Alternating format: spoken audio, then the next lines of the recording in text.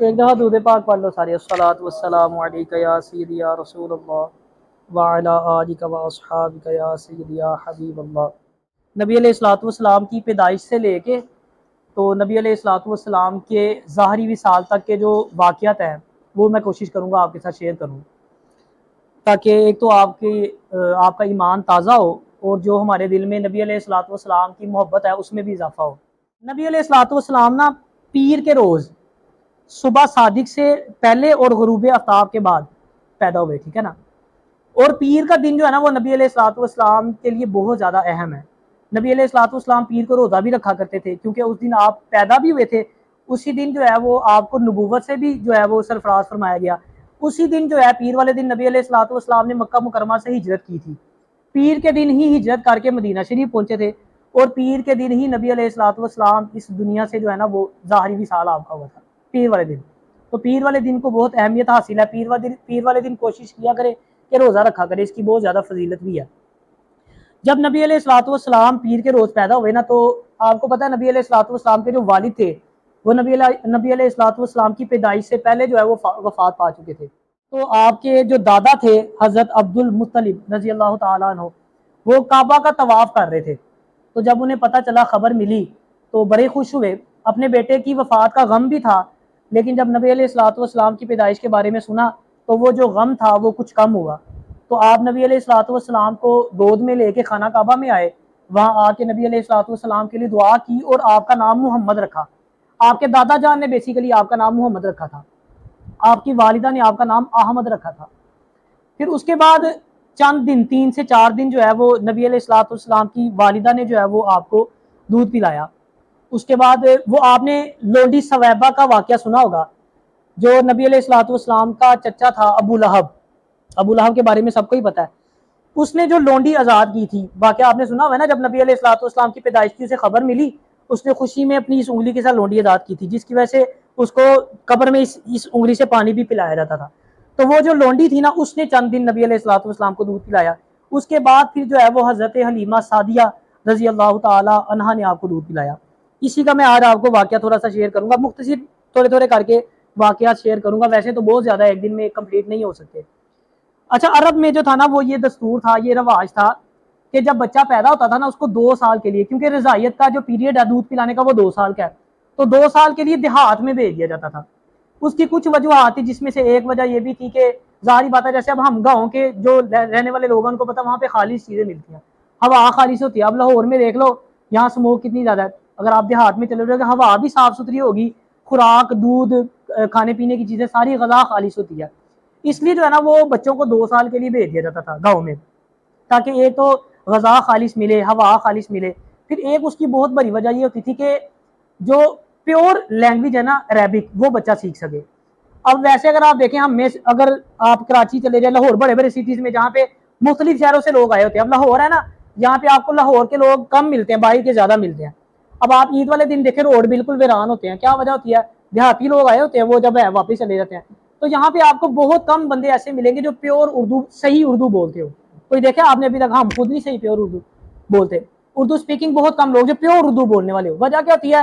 کوئی کسی شہر کا آیا ہوتا ہے، کوئی کسی شہر کا آیا ہوتا ہے، وہ ایسی مکس کھچڑی پکتی ہے لینگویج کی، تو نہ ادھر کے نہ ادھر کے، نہ انگلش سے ہی بول رہا ہوتا ہے کوئی، نہ اردو سے ہی بول رہا ہوتا ہے، مکس اپ ہوتا ہے۔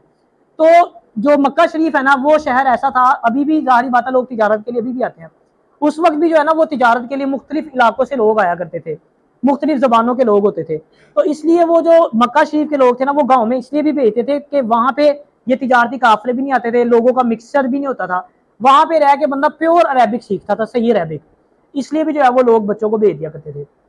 تو سال میں 2 دفعہ جو ہے نا وہ ایک قبیلہ ہے بنو سعد، جہاں سے حضرت حلیمہ سعدیہ رضی اللہ تعالیٰ عنہ تعلق رکھتی ہیں۔ یہ جو طائف ہے نا، طائف سے 15-20 کلومیٹر آگے ایک قبیلہ ہے۔ اس قبیلے کی خاصیت یہ بھی تھی کہ یہاں پہ جو چھوٹا چھوٹا بچہ تھا نا، وہ بھی عربک تو بولتے تھے بہت اچھی، شعر و شاعری میں بھی بڑے مشہور تھے، عورتیں بھی شعر و شاعری کرتی تھی، مرد تو کرتے ہی تھے، چھوٹے بچے بھی شعر و شاعری بڑی کرتے تھے۔ تو یہاں سے سال میں نا 2 دفعہ عورتیں آیا کرتی تھی، اور خانہ ادھر سے مکہ شریف سے جو ہے نا وہ بچوں کو لے کے جایا کرتی تھی۔ اب وہ اس طرح کرتے تھے کہ لوگوں کی کوشش یہ ہوتی تھی کہ کسی امیر خاندان کا بچہ دیکھا جائے، کیونکہ 2 سال جب ان کو پالتی تھی، دودھ پلانا، بچے کو مالش کرنا، بچے کو بولنا سکھانا، مطلب مختلف کی جو تربیت کرتی تھی عورتیں، وہ پھر 2 سال کا پیریڈ جب پورا کرتی تھی، جب واپس چھوڑنے جاتی تھی نا، پھر ظاہری بات ہے گھر والے خوشی سے کچھ نہ کچھ ان کو دیتے تھے. تو سب کی کوشش یہی ہوتی تھی کہ جو ہے نا وہ امیر خاندان کا بچہ ملے تاکہ 2 سال بعد کوئی اچھی انکم جو ہے نا وہ جنریٹ ہو جائے. تو جو بنی سعد تھا نا قبیلہ، اس میں جو ہے وہ قحط سالی تھی اس وقت جب نبی علیہ الصلوۃ والسلام پیدا ہوئے. کھانے پینے کے لیے بھی کچھ نہیں تھا، بارشیں بھی نہیں ہو رہی تھی، سارے یعنی غریب لوگ تھے وہاں پہ نا. کھانے پینے کے لیے اپنے لیے بھی کچھ نہیں تھا، جانور بھی بیچارے جو ہے وہ بھوکے رہتے. ظاہری بات ہے نہ بارش ہوگی نہ فصل لگے گی تو نہ جانور کچھ کھائیں گے نہ لوگ کچھ کھائیں گے. تو یہ وہاں کی حالت تھی. اور جو حضرت حلیمہ سعدیہ رضی اللہ تعالیٰ عنہا تھی نا، وہ تو مطلب ایک تو اپنے قبیلے میں لوگ جو تھے وہ بھی ان کے بھی یہی حالات تھے، آپ کے ان سے بھی برے حالات تھے. آپ کے پاس ایک اونٹنی تھی، ایک گدی تھی اور 7 بکریاں تھی آپ کے پاس. ان کی بھی اتنی بری حالت ہو گئی ہوئی تھی کہ جانور خوراک نہ ملنے کے بعد بالکل پیٹ سکھ رہا تھا، بکریاں دودھ نہیں دیتی تھی. اونٹنی ایسی تھی کہ اسے چلا نہیں جاتا تھا صحیح طرح، بہت زیادہ لاغر، بہت کمزور تھی. اب جب وہ قبیلے کی عورتیں ساری روانہ ہوئی مکہ جانے کے لیے بچے لینے کے لیے، اب راستے میں ایسا ہوتا کہ حضرت حلیمہ سعدیہ رضی اللہ تعالیٰ عنہ کی جو اونٹنی تھی نا وہ اتنی ویک تھی کہ جو ساتھ والی ہوتے تھے نا ان کو رک کے ویٹ کرنا پڑتا تھا. وہ رک جاتی تھی رستے میں، پھر ویٹ اسے اٹھایا نہیں جاتا تھا. اب پھر وہ کہتی کہ سعدیہ اس کو لے کے وہ اترتی بیچاری، پھر اس کو کھینچتی کھینچ کے پھر اس کو آگے لے کے آتی، پھر تھوڑا چلتے پھر وہ رک جاتی. مطلب اتنی زیادہ وہ کمزور اونٹنی تھی کہ اس سے چلا بھی نہیں جاتا تھا، ویٹ بھی نہیں اٹھایا جاتا تھا. خیر وہ مشکل سے چلتے. اب ظاہری بات ہے وہ چھوڑ کے بھی نہیں جا سکتی تھی، ایک قبیلے کی تھی. وہ ظاہری بات ہے جب ساتھ آپ کا کوئی ساتھی چلا ہو اس کو پھر بندہ برداشت کرتا ہے، چلو ویٹ کرتے ہیں ابھی آ جائے گی آگے، پھر چلتے تھے. وہ اس کا بار بار جو ہے نا کھڑا ہو کے ویٹ کرتی تھی. وہ اپنی اونٹنی آگے لے کے آتی، پھر چلتے پھر وہ رک جاتی، پھر اس کا ویٹ کرتے. بڑی مشکل سے بہرحال وہ مکہ شریف پہنچے. جب مکہ شریف قریب آ گیا نا تو عورتوں نے، ان کی اونٹنیاں تو تیز تھی تھوڑی سی، انہوں نے فٹافٹ جلدی جلدی کر کے پہنچ گئی. حلیمہ سعدیہ جو تھی وہ پیچھے رہ گئی. انہوں نے کیا کیا، باقی عورتوں نے جا کے جو امیر امیر گھر تھے وہاں سے سارے بچے کو لے کر لیے. جب وہ وہاں پہ پہنچی ان کو پتہ لگا کہ گزر جائے حضرت آمینہ رضی اللہ تعالیٰ عنہ کے گھر بھی ایک بیٹا پیدا ہوا ہے لیکن وہ یتیم ہے. تو اس طرف نا لوگوں نے دھیان نہیں دیا. عورتوں نے انہوں نے کہا کہ یتیم بچہ ہے، باپ تو ہے نہیں، ہمیں کچھ ملے گا ہی نہیں اس گھر سے. سب نے جو ہے وہ امیر امیر گھر ڈھونڈے اور وہاں سے بچے جو ہے وہ کلیکٹ کر لیے. جب حضرت حلیمہ سعدیہ رضی اللہ تعالیٰ عنہ پہنچی تو پتہ چلا کہ اب بچہ کوئی بھی نہیں بچا، ایک ہی بچہ ہے وہ بھی یتیم ہے. اب ساری عورتیں جو تھی نا انہوں نے بچے وہاں سے کلیکٹ کیے جس گھر سے لینے تھے، لے کے جہاں پہ انہوں نے کیمپ لگایا ہوا تھا ساروں نے اپنے وہاں پہ اکٹھی ہو گئی ساری. لیکن حضرت حلیمہ سعدیہ رضی اللہ تعالیٰ عنہ آپ کو ابھی تک کوئی بچہ نہیں ملا تھا، آپ ویسے ہی ادھر ادھر گھوم رہی ہیں بچے کی تلاش میں. تو اتنے میں جو ہے نا وہ حضرت عبد المطلب رضی اللہ تعالیٰ عنہ نبی علیہ الصلوۃ والسلام کے جو دادا جان تھے، وہ ان سے آپ کی ملاقات ہوئی. تو آپ نے پوچھا کس قبیلے سے آئی ہو، کیا نام ہے تمہارا. انٹروڈکشن کے بعد آپ نے اسے کہا کہ میرا پوتا ہے تو اس کا باپ نہیں ہے، اگر تم چاہتی ہو تو ابھی تک تو کوئی بچہ تمہیں نہیں ملا، تو تم کہتی ہو تو میں تمہیں وہ دے دیتا ہوں، تم وہ اس کو لے لو. تو حضرت حلیمہ سعدیہ رضی اللہ تعالیٰ عنہ نے کہا کہ میں اپنے شوہر حارث سے مشورہ کر لوں. آپ کا نا ایک بیٹا بھی تھا اس وقت، ایک بیٹا تھا، شوہر تھا، باقی چیزیں میں نے آپ کو بتایا، ایک اونٹنی تھی، ایک گدی تھی آپ کے پاس، 7 بکریاں تھیں، ان کے ساتھ آپ آئی ہوئی تھی. تو آپ نے کہا میں اپنے شوہر سے مشورہ کر لیتی ہوں. انہوں نے کہا ٹھیک ہے کوئی بات نہیں، آپ مشورہ کر لو. تو جب مشورہ کرنے کے لیے گئیں تو ان کے شوہر نے حارث نے کہا کہ ٹھیک ہے بہتر ہے یہ، کیونکہ اب ہم سب نے تو بچے کو لے کر لیے، ہمارے پاس بچہ بھی کوئی نہیں، اب یہی آپشن ہے ہمارے پاس، تو بہتر ہے کہ آپ اس کو لے لو. تو ان کی رضامندی سے جو ہے وہ آپ نے ان کے دادا جان سے کہا کہ ٹھیک ہے ہم لینے کے لیے تیار ہے، آپ ہمیں دے دیں. تو آپ فرماتی ہیں کہ وہ عبد المطلب جو ہے وہ مجھے گھر لے گئے اپنے. آپ کہتی جب میں گھر پہنچی تو میں نے دیکھا دودھ کی طرح سفید بچہ، بڑا ہی خوبصورت جو ہے وہ کشادہ پیشانی ہے آپ کی. تو آپ فرماتی ہیں کہ میں نے جب دیکھا میں بڑی خوش ہوئی اور میری جو ہے نا وہ نظر ہی نہ ہٹے ان کے اوپر سے نا. آپ فرماتی ہیں کہ میں نے فوراً جو ہے وہ ان کو گود میں لیا تو نبی علیہ الصلوۃ والسلام جو ہے وہ مسکرانا شروع ہو گئے، جیسے کہتے ہیں نا کہ پتہ لگ گیا ہو کہ یہی ہے جس نے مجھے لے کے جانا ہے.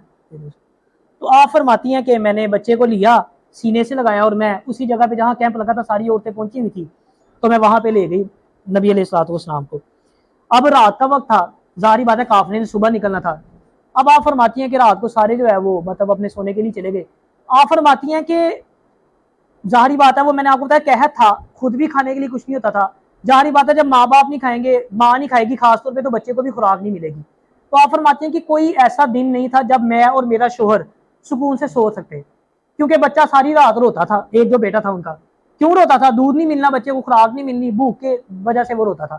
آپ فرماتی ہیں اس رات جو ہے نا وہ میں نے بھی، بچے نے بھی، میرے بچے نے بھی جو ہے وہ پیٹ بھر کے دودھ پیا، نبی علیہ الصلوۃ والسلام نے بھی جو ہے وہ پیٹ بھر کے دودھ پیا، دونوں کہتے بڑے سکون سے سو گئے.